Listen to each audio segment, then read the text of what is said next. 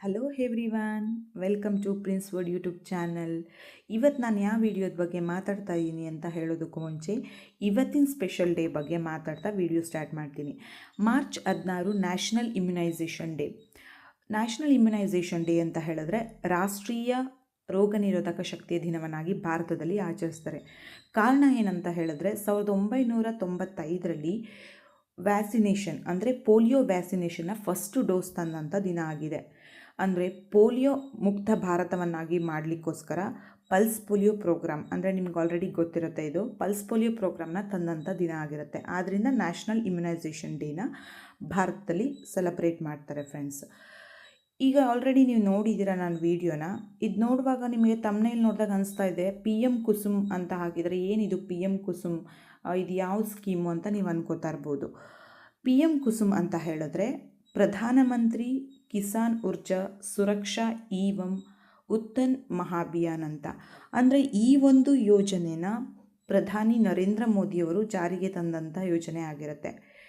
ಈ ಯೋಜನೆ ಮೂಲಕ ರೈತರಿಗೆ ಎಲ್ಲ ರೀತಿಯ ನೆರವನ್ನು ಕೊಡೋಕ್ಕೆ ತಂದಿರುವಂಥ ಯೋಜನೆ ಆಗಿದೆ. ಇದನ್ನ 2019ರಲ್ಲಿ ಪ್ರಾರಂಭ ಮಾಡ್ತಾರೆ. ಅಂದರೆ ಇದ್ರದ್ದು ಗುರಿ ಏನಂತ ಹೇಳಿದ್ರೆ ರೈತರಿಗೆ ಸೌರಶಕ್ತಿನ ಬಳಕೆ ಮಾಡೋದಕ್ಕೆ ಉತ್ತೇಜನ ಕೊಡೋದು.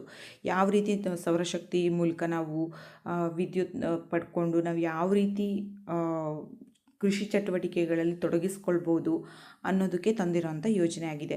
ಅಂದರೆ ರೈತರಿಗೆ ಸೌರಶಕ್ತಿ ಬಳಕೆನ ಉತ್ತೇಜನ ಮಾಡಿ ಅವರಿಗೆ ನೀರಾವರಿ ಚಟುವಟಿಕೆಗಳಲ್ಲಿ ವಿದ್ಯುತ್ ಅವಲಂಬನೆ ಕಡಿಮೆ ಮಾಡಬೇಕು ಮತ್ತು ಆರ್ಥಿಕ ಸ್ಥಿರತೆನ ಹೆಚ್ಚಿಸಬೇಕು ಅಂತ. ಅಂದರೆ ಅವ್ರದ್ದು ಫಿನಾನ್ಷಿಯಲ್ ಸ್ಟೆಬಿಲಿಟಿಯಲ್ಲಿ ಗ್ರೋತ್ ಆಗಬೇಕು ಅನ್ನೋಕ್ಕೋಸ್ಕರ ತಂದಿರೋಂಥ ಯೋಜನೆ ಆಗಿದೆ.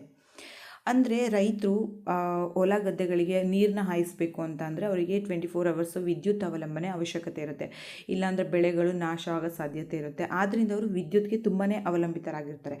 ಸೊ ಇದನ್ನ ಈ ಪಾಯಿಂಟ್ನ ಸರ್ಕಾರ ಮನದಲ್ಲಿಟ್ಕೊಂಡು ರೈತರಿಗೋಸ್ಕರ ಅಂತಲೇ ಸೌರಶಕ್ತಿ ಬಳಕೆನ ಉತ್ತೇಜನೆ ಮಾಡಬೇಕು. ಆ ಮೂಲಕ ಅವರಿಗೆ ಕೃಷಿ ಚಟುವಟಿಕೆಯಲ್ಲಿ ಅವರು ಯಾವ ರೀತಿ ಮುಂದುವರಿಬೇಕು, ಯಾವ ರೀತಿ ಅವರು ಸ್ಟೇಬಲ್ ಆಗಬೇಕು ಅಂತ ಹೇಳೋದಕ್ಕೆ ತಂದಿರುವಂಥ ಯೋಜನೆ ಆಗಿದೆ. ಇದು ನಾನು ಆಲ್ರೆಡಿ ಹೇಳಿದೆ, ಕೇಂದ್ರ ಸರ್ಕಾರದ ಒಂದು ಉಪಕ್ರಮ ಆಗಿರುತ್ತೆ. ಅಂದರೆ ಸೌರ ಪಂಪ್ಗಳು ಮತ್ತು ಈ ಗ್ರಿಡ್ ಸಂಪರ್ಕಿತ ಮೂಲಕ ಅವರಿಗೆ ಇಂಧನ ಆಧಾರಿತ ವಿದ್ಯುತ್ ಸ್ಥಾವರ ಸ್ಥಾಪಿಸೋಕ್ಕೋಸ್ಕರ ರೈತರಿಗೆ ಬೇರೆ ಬೇರೆ ರೀತಿಯಲ್ಲಿ ಸಬ್ಸಿಡಿ ಕೊಡೋದ್ರ ಮೂಲಕ ಅವರಿಗೆ ಹಣಕಾಸಿನ ನೆರವನ್ನ ಕೊಡುವಂಥ ಯೋಜನೆ ಆಗಿದೆ.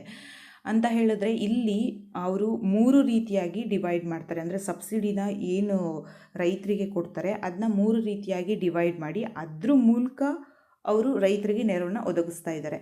ಇಲ್ಲಿ 3 ಮುಖ್ಯ ಘಟಕಗಳನ್ನ ಈ ಒಂದು ಯೋಜನೆ ಹೊಂದಿದೆ. ಅಂದರೆ ಒಂದು ಘಟಕ ಏನಂತ ಹೇಳಿದ್ರೆ ರೈತರು ತಮ್ಮ ಬಂಜರು ಭೂಮಿಯಲ್ಲಿ, ಅಂದರೆ ಏನು ಬೆಳೆದೇ ಇರೋಂತಹ ಭೂಮಿಯಲ್ಲಿ 500 ಕಿಲೋವ್ಯಾಟ್ನಿಂದ 2 ಮೆಗಾವ್ಯಾಟ್ ಸಾಮರ್ಥ್ಯದ ಸೌರ ವಿದ್ಯುತ್ ಘಟಕಗಳನ್ನ ಸ್ಥಾಪಿಸ್ಬೋದು. ಇಲ್ಲಿ ಉತ್ಪಾದಿಸಿದ ವಿದ್ಯುತ್ತನ್ನು ಸ್ಥಳೀಯ ವಿದ್ಯುತ್ ವಿತರಣೆ ಕಂಪನಿಗಳಿಗೆ ಮಾರಾಟ ಮಾಡಿ ಅದರಿಂದನೂ ಕೂಡ ರೈತರಿಗೆ ಲಾಭವನ್ನು ಪಡಿಬಹುದು. ಆ ಕಾರಣಕ್ಕಾಗಿ ತಂದಿರುವಂಥ ಯೋಜನೆಯಾಗಿದೆ. ನೆಕ್ಸ್ಟು ಘಟಕ B ಅಂತ ಬಂದರೆ ಇಲ್ಲಿ 7.5 HP ಅಂದರೆ ಅಷ್ಟು ಸಾಮರ್ಥ್ಯದವರೆಗೂ ಅವರು ಸ್ವಂತವಾಗಿ ನೀರಾವರಿ ಪಂಪ್ಗಳನ್ನ ಅಳವಡಿಸ್ಕೋಬಹುದು. ಈ ಘಟಕ ಅದು ಹೆಲ್ಪ್ ಮಾಡುತ್ತೆ. ನೆಕ್ಸ್ಟು 3ನೇದ್ರಲ್ಲಿ ಬಂದು ಈಗ ಒಂದು ಯಾವುದಕ್ಕಾದರೂ ಕನೆಕ್ಷನ್ ಇರೋವಂಥದ್ದು ಅಥವಾ ಜಾಲ ಸಂಪರ್ಕಿತ ಆಗಿರೋಂಥ 15 ಲಕ್ಷ ಕೃಷಿ ಪಂಪ್ಗಳಿಗೆ ಅವರು ಸೌರಶಕ್ತಿನ ಅಳವಡಿಸುವಂಥ ಗುರಿನ ಇದು ಘಟಕ C ಹೊಂದಿರುತ್ತೆ ಫ್ರೆಂಡ್ಸ್. ಇದನ್ನ ನೀವು ನೋಡಿದ್ರೆ ನಿಮಗೆ ಗೊತ್ತಾಗ್ಬೋದು. ನೆಕ್ಸ್ಟ್ ಇಲ್ಲಿ ಬಂದು ಅನುದಾನ ಮತ್ತು ವೆಚ್ಚ ಹಂಚಿಕೆ, ಅಂದರೆ ಯಾವ ರೀತಿ ಸಬ್ಸಿಡಿನ ಅಲೋಕೇಟ್ ಮಾಡ್ತಾರೆ ಅನ್ನೋದು. ಇಲ್ಲಿ ಸರ್ಕಾರ ಟೋಟಲ್ ಈಗ 100%ಅಲ್ಲಿ ಸರ್ಕಾರದಿಂದ ಎಷ್ಟು ಸಬ್ಸಿಡಿನ ಕೊಡ್ತಾ ಇದ್ದಾರೆ ರೈತರಿಗೆ ಅಂತ ಹೇಳಿದ್ರೆ 60% ಸಹಾಯಧನ ಕೊಡ್ತಾ ಇದ್ದಾರೆ. ಇದರಲ್ಲಿ ಕೇಂದ್ರ ಮತ್ತು ರಾಜ್ಯ ಸರ್ಕಾರಗಳು, ಅಂದರೆ ಕೇಂದ್ರ ಸರ್ಕಾರ 30% ಕೊಟ್ಟರೆ ರಾಜ್ಯ ಸರ್ಕಾರ ಕೂಡ 30% ಸಹಾಯಧನ ನೀಡ್ತಾ ಇದೆ. ಅಂದರೆ ಇಬ್ಬರೂ ಈಕ್ವಲ್ ಆಗಿ ಶೇರ್ ಕೊಡ್ತಾ ಇದ್ದಾರೆ. ನೆಕ್ಸ್ಟ್ ಬಂದು ಇದರಲ್ಲಿ 60% ಸರ್ಕಾರನೇ ಕೊಟ್ಟರೆ ರೈತರು ಎಷ್ಟು % ಹೂಡಿಕೆ ಮಾಡಬೇಕು ಅಂತ ಹೇಳಿದ್ರೆ ಅವರು ಟೋಟಲ್ 100% 60% ಸರ್ಕಾರ ಕೊಡ್ತಾ ಇದೆ. ಇನ್ನು 10% ಮಾತ್ರ ರೈತರು ಸ್ವಂತವಾಗಿ ಹೂಡಿಕೆ ಮಾಡಬೇಕಾಗುತ್ತೆ. ಇನ್ನು ಉಳಿದಂಥ 30%ನ ಬ್ಯಾಂಕುಗಳಿಂದ ಸಾಲನ ಪಡಿಬೋದು ಫ್ರೆಂಡ್ಸ್. ಇದು ಈ ಒಂದು ಯೋಜನೆಯ ಅನುದಾನ ಅಥವಾ ವೆಚ್ಚ ಆಗಿರುತ್ತೆ. ನೆಕ್ಸ್ಟು ಈ ಒಂದು ಯೋಜನೆಗೆ ಯಾವ ರೀತಿ ಅರ್ಜಿನ ಸಲ್ಲಿಸಬೇಕು ರೈತರು ಅಂತ ಹೇಳಿದ್ರೆ, ಅವರು ಸರ್ಕಾರದ್ದು ಕೆಲವು ವೆಬ್ಸೈಟ್ಗಳಿರುತ್ತೆ. ಇದು ಆನ್ಲೈನಲ್ಲಿ ಅರ್ಜಿ ಸಲ್ಲಿಸೋದಾಗಿರುತ್ತೆ. ಸರ್ಕಾರದಲ್ಲಿ ಈ ಒಂದು ಯೋಜನೆಗೆ ಯಾವ ರೀತಿ ಅರ್ಜಿ ಸಲ್ಲಿಸಬೇಕು ಅನ್ನೋದಕ್ಕೇ ಒಂದೊಂದು ಲಿಂಕ್ಗಳನ್ನ ಬಿಟ್ಟಿರ್ತಾರೆ. ಅಂದರೆ ವೆಬ್ಸೈಟಲ್ಲಿ ನೋಡಿದ್ರೆ ಗೊತ್ತಾಗುತ್ತೆ ಫ್ರೆಂಡ್ಸ್. ಅದ್ರ ಮೂಲಕ ಅರ್ಜಿನ ಸಲ್ಲಿಸ್ಬೋದು. ಅದಕ್ಕೆ ಏನೇನು ದಾಖಲೆಗಳು ಬೇಕಾಗಿರುತ್ತೆ, ಏನೇನು ಡಾಕ್ಯುಮೆಂಟ್ಸ್ ಬೇಕಾಗಿರುತ್ತೆ ಅಂತ ಹೇಳಿದ್ರೆ, ರೈತರದ್ದು ಆಧಾರ್ ಕಾರ್ಡ್ ಆಗಿರ್ಬೋದು, ಮತ್ತು ಭೂಮಿ ಸಂಬಂಧಿತ ದಾಖಲೆಗಳು, ಅವ್ರದ್ದು ಯಾವ ಭೂಮಿಯಲ್ಲಿ ಅವರು ಈ ಒಂದು ಸ್ಕೀಮ್ನ ಪಡ್ಕೋಬೇಕು ಅಂತ ಹೇಳಿದ್ರೆ ಆ ಒಂದು ಭೂಮಿಗೆ ಸಂಬಂಧಪಟ್ಟಂಥ ದಾಖಲೆಗಳು, ಮತ್ತು ಅವ್ರದ್ದು ಬ್ಯಾಂಕ್ ಖಾತೆಯ ವಿವರಗಳಾಗಿರ್ಬೋದು, ಮತ್ತು ಒಂದು ಡಿಕ್ಲರೇಷನ್ ಫಾರ್ಮ್, ಇಷ್ಟೂ ಅರ್ಜಿ ಸಲ್ಲಿಸಲಿಕ್ಕೆ ಬೇಕಾಗಿರುವಂಥ ದಾಖಲೆಗಳಾಗಿರುತ್ತೆ ಫ್ರೆಂಡ್ಸ್. ನೆಕ್ಸ್ಟು ಈ ಯೋಜನೆ ಪಡ್ಕೊಳ್ಳೋದ್ರಿಂದ ರೈತರಿಗೆ ಯಾವ ರೀತಿ ಹೆಲ್ಪ್ ಆಗುತ್ತೆ ಅಂದರೆ, ಯಾವ ರೀತಿ ಲಾಭ ಆಗುತ್ತೆ ಅಂತ ಹೇಳಿದ್ರೆ, ಅವರು ಈಗ ಏನೋ ಒಂದು ಬೆಳೆನ ಬೆಳೀತಾ ಇದ್ದಾರೆ ಅಂತ ಹೇಳಿದ್ರೆ, ಅಲ್ಲಿ ಅವರು ಇನ್ವೆಸ್ಟ್ಮೆಂಟ್ ಮಾಡೋಕ್ಕಾಗಿರ್ಬೋದು, ಅಥವಾ ಪಂಪ್ ಸೆಟ್ಗಳನ್ನ ತಗೊಳ್ಳಿಕ್ಕೆ ಇನ್ವೆಸ್ಟ್ಮೆಂಟ್ ಮಾಡೋ ಅಷ್ಟು ದುಡ್ಡಿರಲ್ಲ. ಪಂಪ್ ಸೆಟ್ ತಗೊಳ್ಳಿಕ್ಕಾಗಲಿ, ಬೇರೆ ಒಂದು ಏನೋ ಉಪಕರಣಗಳು ತಗೋಬೇಕು ಅಂತ ಅಂದ್ರೂ ಅವ್ರ ಕೈಲಿ ದುಡ್ಡಿರಲ್ಲ. ಬಟ್ ಈ ಒಂದು ಯೋಜನೆ ಮೂಲಕ ಹೋದರೆ ಅವರಿಗೆ ಒಂದು ಸೋಲಾರ್ ಇದನ್ನ ಅಳವಡಿಸ್ಕೊಳ್ಳೋದ್ರಿಂದ ಅವರಿಗೆ ಆರ್ಥಿಕವಾಗಿ ತುಂಬಾ ಹೆಲ್ಪ್ ಆಗುತ್ತೆ.